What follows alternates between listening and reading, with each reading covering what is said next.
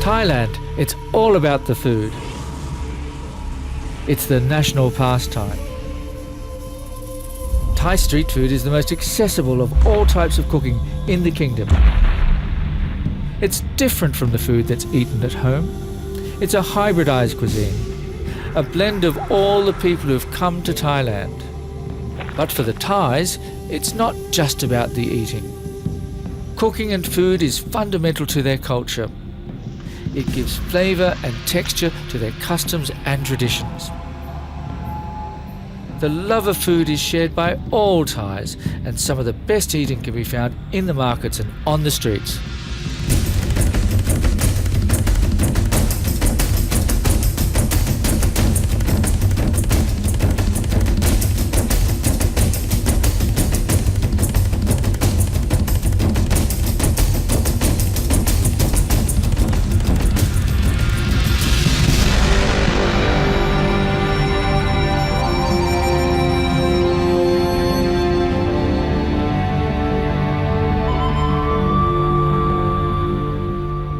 And here's where we begin this episode. Across Thailand, it's early in the morning. These women are getting ready for a daily ritual, Thambun, the opportunity to make merit by presenting food to monks. Here, they are preparing some knomjin noodles with some curries. Elsewhere on the streets, just as the vendors are opening their food stalls, a procession of monks arrive to receive alms from the faithful. Barefoot, clad in saffron robes, the monks wend their way through the markets and streets to receive food from the faithful, alms to sustain them. But in return, such actions bestow a blessing and a benefit on the donor. The reciprocal relationship between the temporal and spiritual, between food and the soul, occurs constantly in Thai culture, and Thambun, the offering of food to monks, is the epitome of this.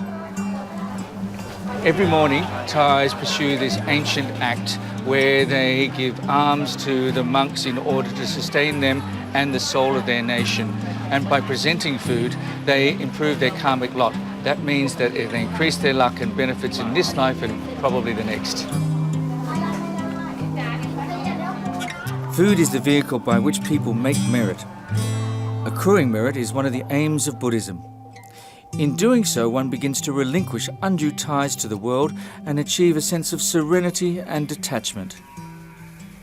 ก็พุทธศาสนาเนี่ยพระเจ้าสอนให้ในทางพุทธศาสนานะสอนให้เราเนี่ยเดินทางสายกลางทางสายกลางก็คือที่ทางที่มันไม่ตึงเกินไปกับทางที่มันไม่ย่อหย่อนจนเกินไปทางที่เดินไปแล้วรู้สึกว่ามันสบายๆสามารถดำรงตัวได้ง่ายด้วยการที่ได้อยู่ในหนทางที่เลี้ยงชีพที่สุจริต While the monks devote their lives to the spiritual, most Thais live on a more terrestrial plane, like those working and living here in Drongmore Market. Anywhere we go, people will stop, they will offer food, usually with their right hand, and then they will present the food and then the monks will bless them. Armed with food they have bought from a nearby stall, Thais will present it piously, as the monks will bless each of those who give.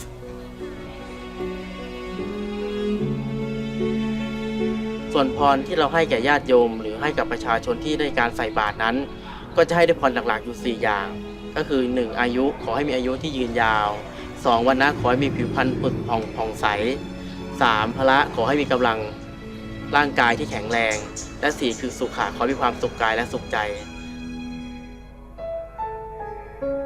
พระเป็นคนปฏิบัติตามพระธรรมวินัยที่ญาติโยมจะต้องดูแลพระเป็นกิจวัตรที่จะต้องเอื้อซึ่งกันและกันเป็นสิ่งสำคัญ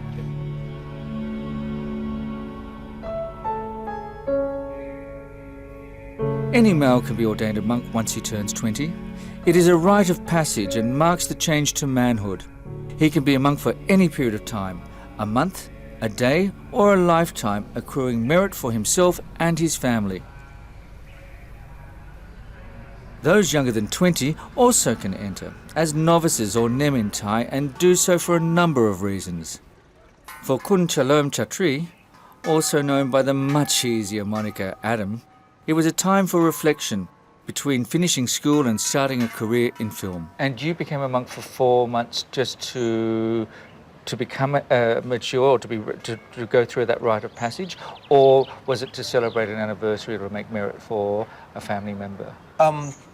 It's actually a bit of both, you know, and also that to understand the way, you know, of the Buddhism as well. I want to study Buddhism, and the best time to study Buddhism is when you're in the temples. Yes. You know, you get all the resources, you get all the monks, you know, you get the people who Full service on that. Yes, full service on that, and that probably helps you out quite a lot. And at the same time, you still have the rites of passage, and you still make merits and giving the karma to the family, to the close relatives, to your friends, to whoever it is. Kun Lee, an enterprising coffee grower, also spent part of his younger years as a novice when he wanted to further his education. He remembers clearly what it felt like to receive alms. And as you feel like appreciated, as just someone who's knee down and has offered the food for you, and then you're giving the blessing word for them, and it's kind of amazing. It doesn't take long to realize the profound belief that all Thais have in Buddhism. And a walk through the streets and this market shows how at ease Thais are with their faith and their monks. Thambun is a daily ritual, one that reinforces the essence of Thais, their concern for their faith and the love of their food. จากการที่ตอนเรารับบาตรเนี่ยสิ่งที่เกิดขึ้นจากใจของเราก็คือเรานึกเสมอว่าผู้ที่ให้อาหารเราเนี่ยให้กำลังเท่ากับให้ชีวิตของเราเพราะฉะนั้นผู้ที่ให้เราเนี่ยเป็นผู้มีพระคุณเปรียบเสมือนพ่อแม่ที่ให้ชีวิตเราให้เลือดให้เนื้อเราเพราะสิ่งที่เราจะตอบแทนได้กับญาติโยมที่ให้อาหารให้ชีวิตเราก็คือการที่เรามาปฏิบัติตัวยกจิตของเราให้สูงขึ้นเพื่อผลบุญจะได้กลับไปถึงญาติโยมได้มากขึ้น Next on Thai Street Food, we'll be talking with monks about their understanding of what is important about life and their relationship with the world.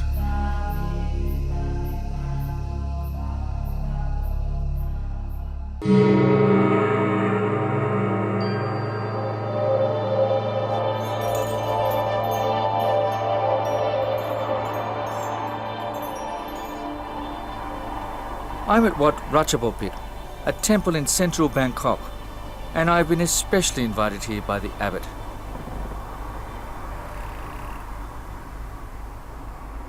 Allah, okay, Ubansot. เป็นแบบฝรั่งนะเป็นใช่เป็น architecture ฝรั่ง พระองค์ท่านรัชกาลที่ ครับ 5 King Rama V ครับ He become come back from ฝรั่งเศส ครับ จะสร้างเป็นคนแรก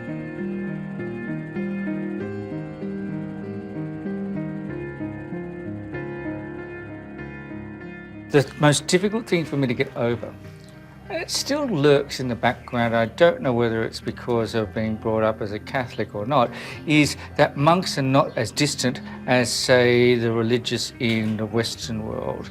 Monks are a part of life and Thais feel at ease, because you see, the thing about Buddhism is it's about salvation, it's about the improvement of the soul, but as a human being, they're not trying to aspire towards the divine. And the monks, even though they're garbed in the cloak of the Buddha and are respected, are still seen as human beings and are just that alone.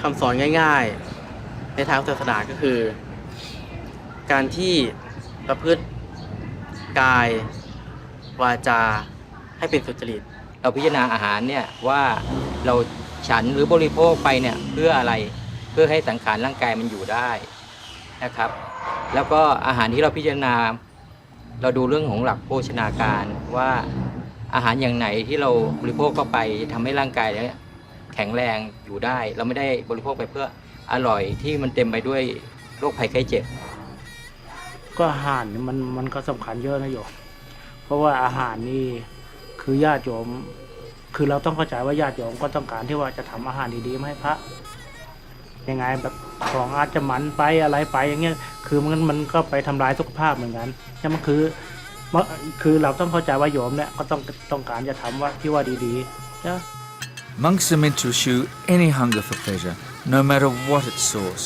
Consequently, when eating, they must avoid savouring and longing for food, even if the taste itself is pleasing. Pleasure is not the sin, craving is. In Thailand, monks are not meant to talk or think about food as a delicacy. They always think of things that survive them each day.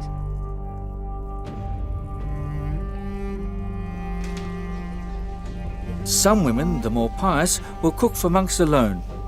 They will prepare food in the temple grounds just before midday. You'll see some of the best Thai food being cooked here, as they want to make the most merit by cooking the best that they can. It's only been 2 or 3 generations since most Thais were farmers and therefore had little access to money, but in fact used food as a way to show hospitality, obligation, and to make merit. And that age-old practices still continue today, not in the worldwide economy, but in religious rituals. So that's why every morning, and sometimes just before 11, 12 o'clock, you see Thais presenting food to the monks, because that's the traditional way to honour them, to make merit, and to sustain those monks, to feed them. And when we return, I'm going to join a group of women and cook my own dish to offer to some monks in Phetchaburi.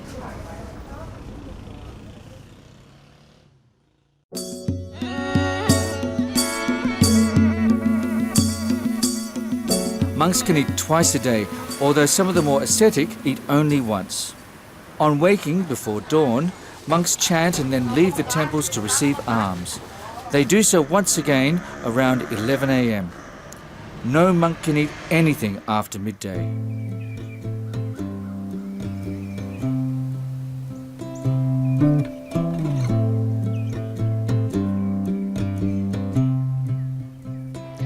I'm in Phetchaburi and it's just after about 8 o'clock in the morning, and I'm going to start to prepare some food to give to monks. I'm in one of the wonderful old buildings in this city, and it was constructed in about the 18th century. It's one of the gems of Thai religious architecture. It's made from old teak woods. It's battered, it's worn, and yet it has some soul. It's where the monks live, and that's why we're going to prepare some dishes today. And with me is Kun Don, who is going to make some Khanomjin noodles, and P. Liam and Kun Jantana, who are going to prepare some other dishes to present to the monks, whilst I prepare this dish, some Khanomjin Namya Gai, which is a dish of noodles, fermented noodles, rice noodles, with a sauce made from some chicken and some wild ginger. The glistening white and long strands of Khanomjin noodles are a symbol of good fortune and prosperity. They are considered particularly auspicious and so are often seen at ceremonies, or rather the meal that concludes such an occasion. Namya Gai is a rich and aromatic sauce that's eaten with these noodles. Firstly, I'll poach some chicken in some coconut milk with a few stalks of lemongrass. And while that's poaching, I'll make my paste, which consists of salted fish, shrimp paste, garlic, lots of wild ginger, fresh chilies, red shallots and dried long chilies. It's an relatively easy paste to do. And the trick about this sauce is that it's made well in advance, because as it sits, it improves dramatically in flavour. The first thing I'll add will be the dried chilies that have been soaked in water for several minutes until they're soft. And I'll pound that with a pinch of salt.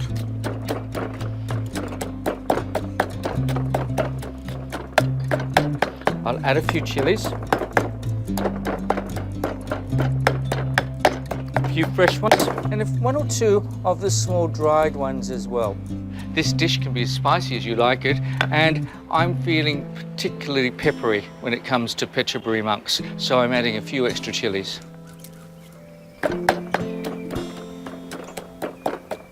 Keep on adding and pounding, sniffing and adjusting to ensure the paste is right. Next, I shred my cooked chicken and add it to the paste. And I'm going to pound this paste and the fish and the shrimp paste within an inch of its life to achieve a fine puree. Meanwhile, the girls over there are starting to get their curries ready. A green curry is a favourite dish among the Thais. Hot and spicy, fresh and salty, and altogether creamy. It's no wonder it's popular throughout the world. The one prepared here has all of those beguiling characteristics. This green curry includes some freshwater fish dumplings, one made from a river fish called plagrai. Fish and prawns are the most appropriate of proteins to be given to monks. The Thais believe the larger the animal, the more evolved its soul is, and therefore are reluctant to offer them to monks. The genghuadan is a simple and local curry, and it's made from fermented fish and palm sugar fruits, simmered in coconut cream. As you can see, this has become a well-textured paste with the chicken distributed evenly throughout the curry or vice versa, but still there are large hunks of the chicken which will give the knom jin nam ya a textured finish. Behind me, Don has been labouring away making some knom jin noodles. Of course you can buy these locally, most people here do, but if effort is what makes extra merit, then Don deserves an ample serving. Knom jin noodles are associated with many rites and rituals. They're quite laborious to make and so could only really be eaten during tambun ceremonies, weddings, or when the community comes together. Rice is soaked for 1 or 2 days before being milled into a thick, wet paste. It's left to drain overnight before being pounded to develop its sticky gluten. After which the gooey mass is pressed through a sieve into simmering water. The noodles are rinsed in cold water, then rolled into skeins, ready to eat. Dissolve the paste into the poaching liquid. The more frugal cooks will wash out the mortar with some water to ensure that every last bit of paste is used. I pour some thick coconut cream into the simmering broth. Once the paste is dissolved, I'll cover the pot and let it simmer gently for 10 minutes or so. It's quite an easy dish to cook, but it's delicious, I assure you. After about 15 minutes, the texture of the knom jin has changed quite dramatically, or rather, the texture of the nam ya has changed quite dramatically. It's thick, it's creamy, and it's salty, and it's a little spicy. However, it still needs some adjustment.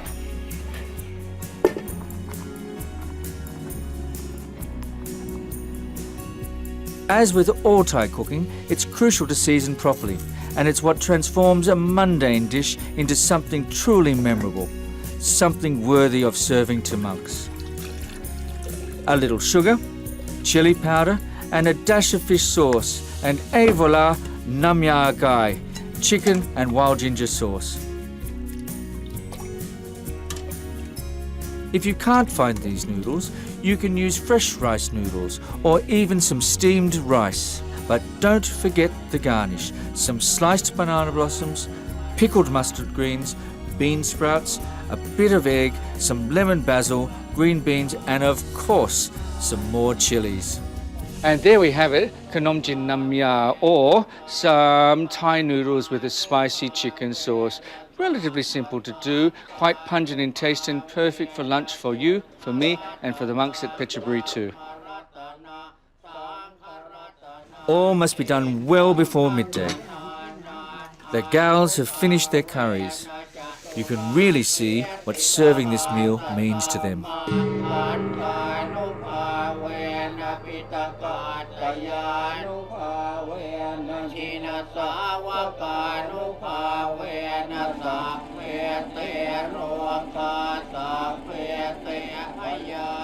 And so we've reached the culmination of the day where we've prepared food for monks and offered it to them. They've chanted, they're now eating, and then after they've finished, they'll chant more.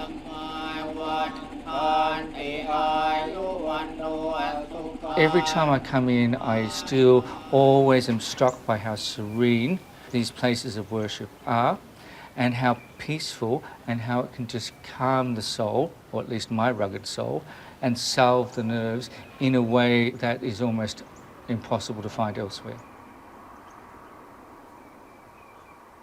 Nearby, in Petrabury Markets, on a more terrestrial plane, Ba Dang has been preparing a fantastic local sauce to dress her Khanom gin noodles.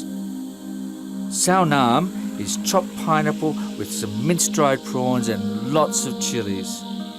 To me, it's what Thai street food is all about. Simple, full-flavoured and fresh. ก็โดยดีครับ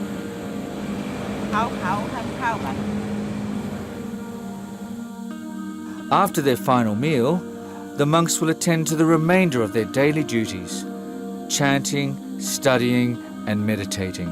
I find it remarkable that in modern Thailand, so many still wish to devote themselves to their faith.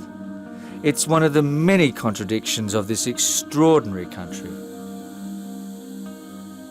A lot of people have been thinking that Thailand changed quite a lot and being westernized. But in a way, we still keep these beliefs and keep these things, this Buddhism, rituals and practice and cultures. Yes. They keep going on, and I think it should be forever because, like, the Thai things, because of this Buddhism never lies to you. The first thing they never lies, they never give any bad things to you, you know. So probably it always improve your life and improve the persons around you. And these beliefs are more or less like keeps you at peace. So here we are again, the complicated facades of the Thais. There's a spirituality combined with a commercial sense. There's an old-fashioned aspect and there's a modern aspect. All of these multifarious characteristics bind together to become Thai and Thailand.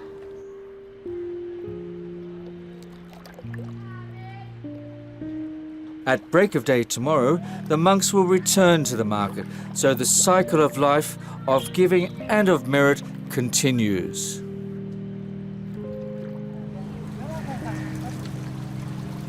In the various quarters of Bangkok, there are the diverse creeds and communities that give additional soul and flavour to the city and its food. The Vietnamese, Muslims, Cambodians, Chinese and more, all who have made Thailand their home. We'll see them in the next episode.